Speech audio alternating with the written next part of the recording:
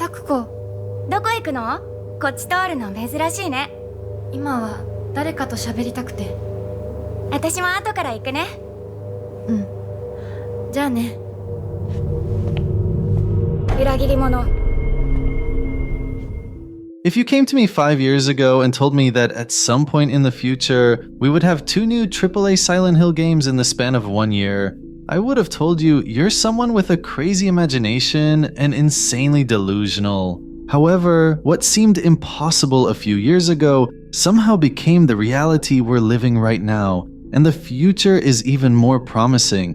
After the success of Silent Hill 2 last year, everyone was hungry to learn about what's next, because the franchise was seemingly experiencing a revival we had never seen for decades. But what we didn't see coming was that the next big thing was actually closer than we thought. Silent Hill F was officially confirmed for release on September 25th, and people can't wait to put their hands on it and see what the new chapter of Silent Hill has in store for us. So in this video, I'm going to talk about my personal honest opinions on the new footage, and what I really think about the gameplay, visuals, combat, and atmosphere. So without further ado, let's start.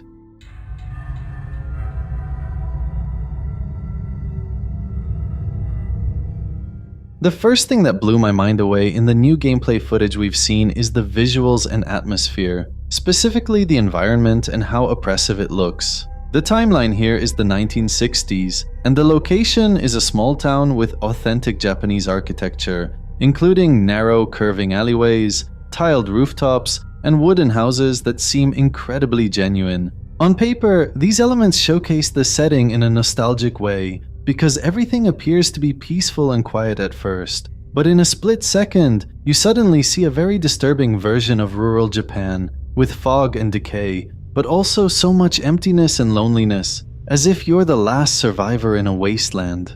The Underworld version is gradually concealed, and this is when the narrow alleyways seem to become a serious source of terror, because the claustrophobia is insane. And I'm confident that we will be worried about something showing up from nowhere. We can also see that the opposite feeling is present in the game, and in certain sections, you can find yourself in a vast open area in the woods or rice fields, and you can't clearly figure out where to go and what lies in front of you behind the fog. What I also find striking is the town's blend of beauty and horror. You can clearly observe that the town was thriving and full of everyday items that casual residents used.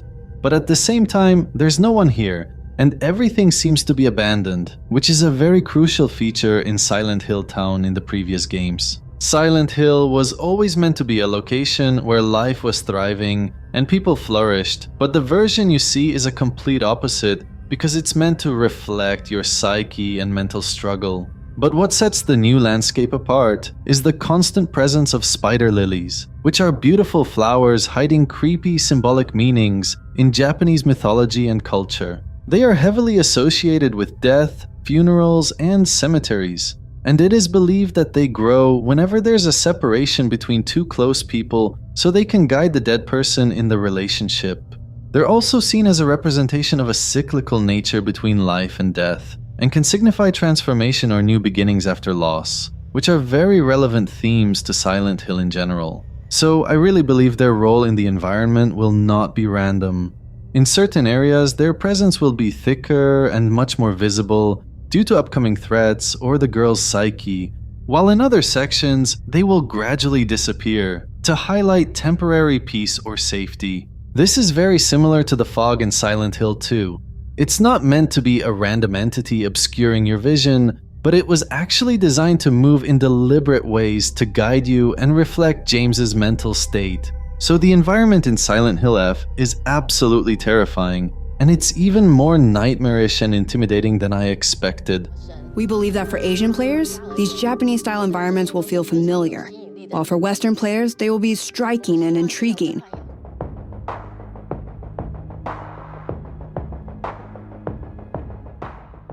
The gameplay in general seems similar to Silent Hill 2 last year, but there are a few tweaks worth talking about. The camera perspective is third person, and it's really incredibly well crafted to enhance the atmospheric horror in the small town. However, it's also expected this experience will have a heavier focus on action compared to Silent Hill 2. But the catch is that all of it will be using melee weapons.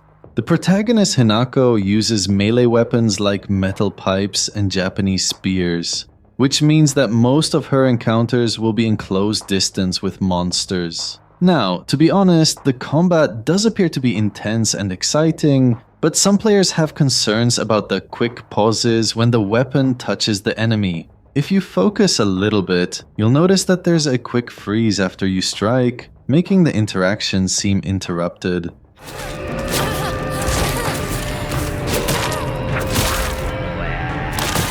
This detail made me and some others hesitant to judge the combat too early because we don't really know if it will feel smooth or if these freezes will actually be inconvenient and ruin the action.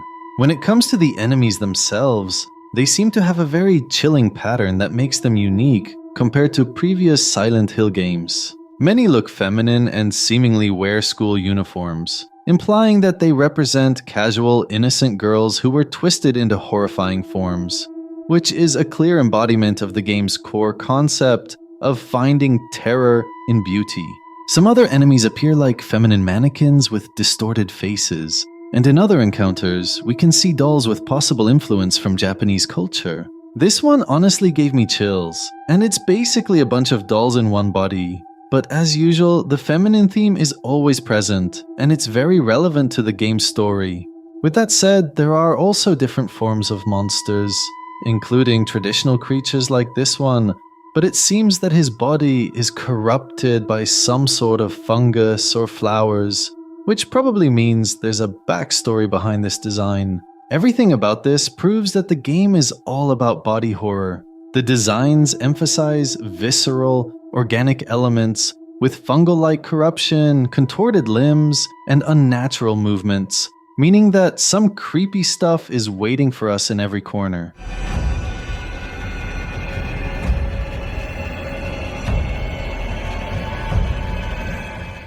But that's not all, because we will obviously deal with giant enemies as well in what appear to be epic boss battles. And I personally love how they take place in open spaces like the streets. So yeah, monster-wise, it really seems like we're in for a treat.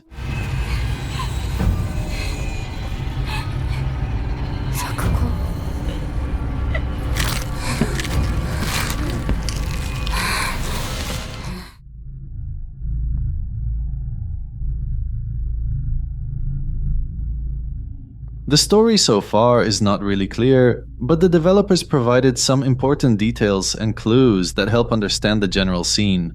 What we know is that the protagonist is a high school student named Hinako, and she lives in a rural Japanese town inspired by a real place called Kaneyama. However, the reality of Hinako's existence in this location might not be as straightforward as many people think. I mean, according to the trailers and mythology of spider lilies, she might actually be a partial spirit or someone caught between life and death, which explains why she sees stuff no one else can see. We also know that Hinako had a friend called Sakugo, whose presence looms large in the story, but this presence is not necessarily in living form, but rather in a ghostly shape or memories inside Hinako's mind. The trailers seem to feature a taunting voice accusing Hinako of being a traitor, suggesting she betrayed Sakugo or failed her in some way, leading to guilt manifested in the monsters and environments she sees. We don't really know what happened, but it seems Sakugo is dead, and Hinako somehow had a role in her death in one way or another. I'm also speculating that Hinako's role might have included a little bit of jealousy due to the broader influence of cultural norms. Hinako, どこにいるの? According to the official descriptions on the game's website, Hinako faces so many expectations of conformity and duty from society, friends, and family.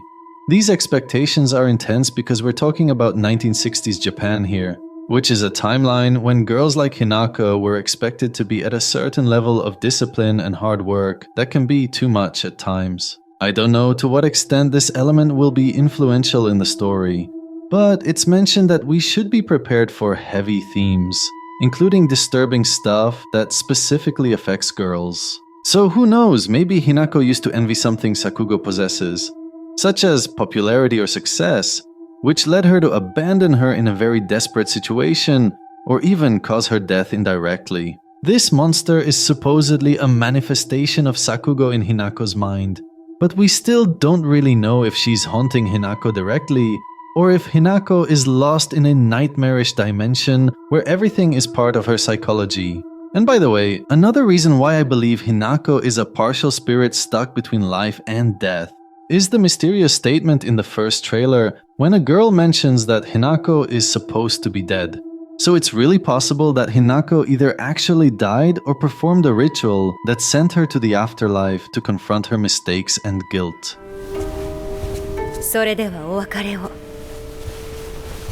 あなたが幸せをつかんでくれることを願っています。So, to be honest, my anticipation for this game is at an all-time high at this point because the game is slowly shaping up as a genuine Silent Hill experience. But this time, the Japanese vibes are dominant. The atmosphere turned out to be more oppressive than I thought, and the freedom of exploration might actually be more extensive than expected.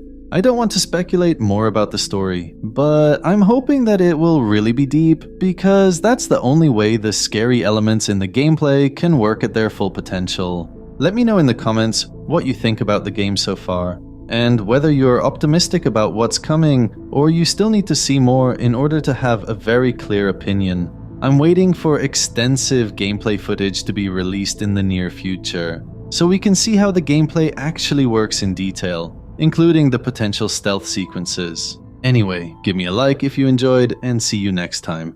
自分の気持ちが自分で理解できない。私かお前の夢の中ってことはないよな。ひなこ、もう時間がないのよ。あなたが生かされたということは、ここに至ってもまだ迷いがあるということなのね。あなたがそれに悩める時間